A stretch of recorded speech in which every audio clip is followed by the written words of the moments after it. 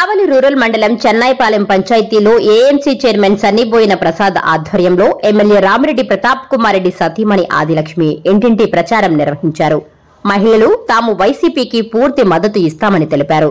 విజయ తిలకం దిద్దుతూ ప్రతాపన్నదే విజయం అని అభయహస్తం అందించారు. ఈ సందర్భంగా ఆమె మాట్లాడుతూ, గత 2 దఫాలుగా మీరు ఓటేసి గెలిపించిన నా భర్త ఎమ్మెల్యే రామిరెడ్డి ప్రతాప్ కుమార్ రెడ్డి గురించి మీ అందరికీ తెలుసు.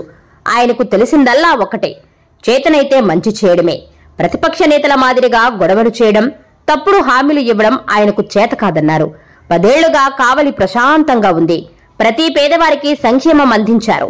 ఇది ఇలాగే కొనసాగాలంటే మరోసారి నా భర్త ప్రతాప్ రెడ్డికి ఓటు వేయమని కోరారు. ఎంపీ అభ్యర్థిగా విజయసాయిరెడ్డి అన్నను, 3వసారి హ్యాట్రిక్ ఎమ్మెల్యేగా పోటీ చేస్తున్న తన భర్త ప్రతాప్ కుమార్ రెడ్డిని గెలిపించాలని ఆమె కోరారు. ఈ కార్యక్రమంలో సర్పంచ్ సన్నిబోయిన బుజ్జమ్మ, జెడ్పీటీసీ జంపాని రాఘవులు, జేసీఎస్ కన్వీనర్ శ్రీనివాసులు, మాజీ జెడ్పీటీసీ కందుల శ్రీనివాసులు, ఎంపీటీసీ దాసు, నాయకులు రాము, అరగల శ్రీనివాసులు తదితరులు పాల్గొన్నారు.